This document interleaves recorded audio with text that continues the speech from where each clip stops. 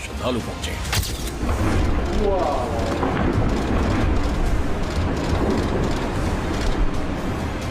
गुरुवार शाम 6:30 बजे चोराबाड़ी ग्लेशियर के कैचमेंट एरिया में एवलांच उठा तो चारों तरफ बर्फ का बवंडर सा नजर आया।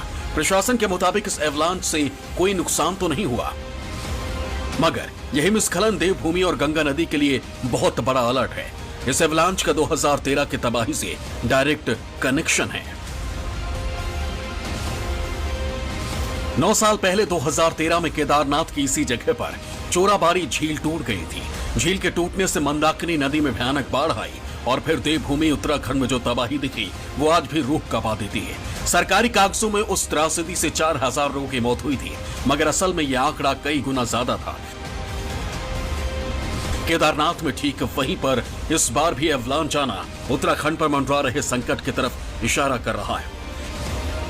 इतना कॉन्टिन्यूस बारिश होना और एवलांचेस आना, बर्फ का पिघलना एक ऐसा अशुभ संकेत देता है कि जिसको हम कह सकते हैं कि ये एक साइन ऑफ सिम्टम है कि जहां पर ये दिखाता है, प्रूव करता है कि आपके ग्लेशियर खतरे में है। तापमान बढ़ रहा है। आपने चमोली में देखा, आपने अमरनाथ में देखा, केदारनाथ में देखा, और ये कॉन्टिन्यूस सीरीज में चालू है। ऐसा नहीं है कि बंद हो गया है। तो टाइम वो आने वाला है जब सारे ग्लेशियर पिघल जाएंगे और पृथ्वी का जो पानी होगा वो पीने लायक भी नहीं होगा। अब सवाल यह है कि केदारनाथ में बर्फ का तूफान गंगा नदी पर कैसे असर डाल सकता है। तो इसे समझने के लिए आपको भौगोलिक स्थिति जानना जरूरी है।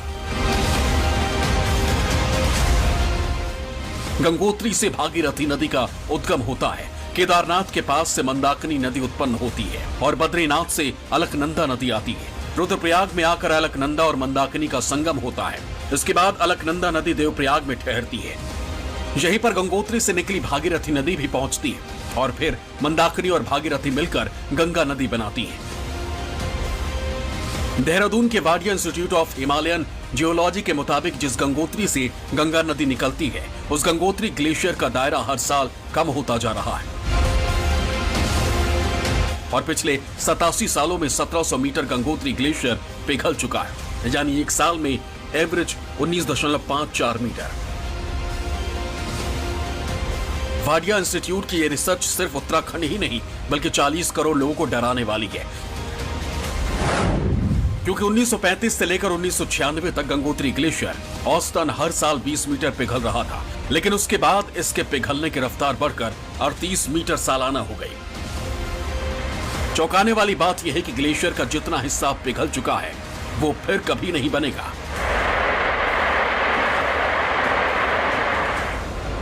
वहां बर्फ अब कभी ग्लेशियर के रूप में आकार नहीं ले सकेगी।